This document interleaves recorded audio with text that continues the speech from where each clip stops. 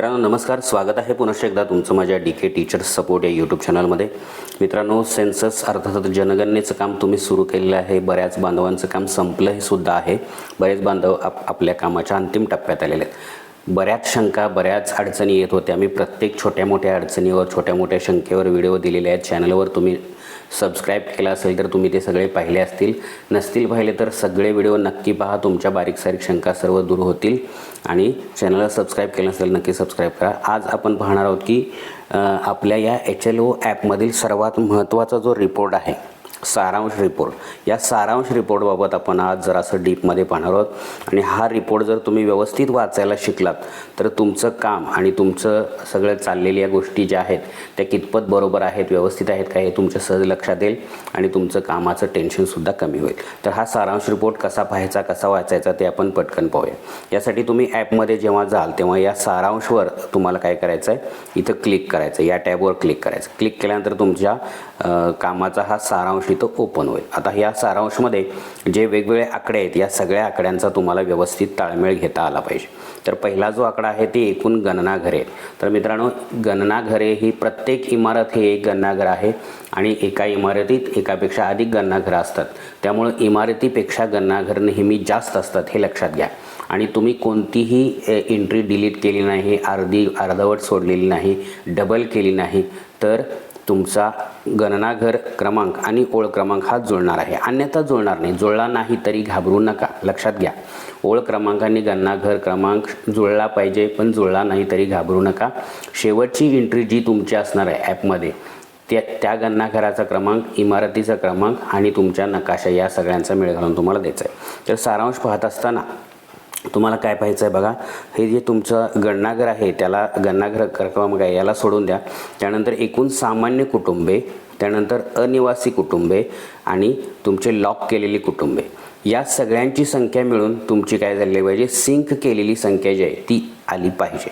तर बघा ही सगळी संख्या तशी जर येत असेल तर तुमचं काम सध्या तरी बरोबर चालू आहे असं तुम्हाला म्हणायला हरकत नाही। आता बघा इथं सामान्य कुटुंबे आहेत एकूण किती 63, त्यानंतर अनिवासी घरांची संख्या आहे 43। 63 आणि 43 किती झाले तर आता थोडीशी आपण बेरीज करूया। 63 आणि 43 झाले 106 आणि लॉक केलेले 2 किती झाली 108। आता तुम्ही म्हणाल इथं तर सिंक केलेली घरं 111 आहेत, मग 3 घरांचा काय प्रॉब्लेम आहे? तर मित्रांनो या प्रगणकांनी 3 घरे ही रिकामी म्हणून भरलेली आहेत। बघा लक्षात घ्या, रिकामी घरे जी आहेत, रिकामी म्हणून जे भरतो आपण पूर्णपणे रिकामी, सगळ्यात शेवटचा ऑप्शन आहे बघा रिकामे 7 नंबर, तो रिकामे भरलेला ऑप्शन यामध्ये येत नाही। त्यामुळे 3 घरं ही रिकामे या सदरामध्ये आहेत, त्यामुळे यांचा हा सिंक केलेला इथं आकडा जुळत नाही 111, पण ते तुमच्या लक्षात असलं पाहिजे। जर तुमच्या सर्वेमध्ये काही रिकामे घरं असतील तर सिंक केलेमध्ये ती गणली जातात पण सारांशमध्ये ती दिसत नाही। दुसरा एक स्क्रीनशॉट बघूया आपण त्याच पद्धतीचा स्क्रीनशॉट। आता इथं हा एक स्क्रीनशॉट आहे बघा, ह्या स्क्रीनशॉटमध्ये एका प्रगणकांचा स्क्रीनशॉट आहे। इथे तुम्ही बघू शकता, इथं त्यांची एकूण चौकोन घेतो थोडासा, इथं त्यांची बघा एकूण कुटुंबे आहेत 68, अनिवासी आहेत 2 आणि लॉक 3 आहेत। आता यांची बेरीज जुळते का बघूया थोडंसं आपल्याला। 68 आणि 2 किती झाले इथं 70 झाले आणि 3 काय आहेत लॉक आहेत, 3 लॉक्ड आहेत। आता किती झाली इथं यांची 73 झालेले आहेत बरोबर। म्हणजे इथं सुद्धा काय झालेले 3 73 आणि 2 75, इथं सुद्धा काय आहेत 2 काय म्हणतात ते 2 आपली ह्याची घरं आहेत, रिकामी घरं 2 इथं सुद्धा आहेत। तर या पद्धतीनं तुमच्याकडं जर रिकामी घरं असतील तर ती सारांशमध्ये दिसणार नाहीत, पण ज्यांच्याकडे रिकामी घरं नाहीत त्यांची मात्र ही बेरीज सामान्य कुटुंबे, अनिवासी आणि लॉक केली ही बेरीज बरोबर त्यांची काय होणार आहे, जुळणार आहे आणि व्यवस्थित त्यांचं हे बरोबर इथं सिंक केलेल्याची बेरीज येणार आहे। तर मित्रांनो हे सारांश व्यवस्थित पाहायला शिका।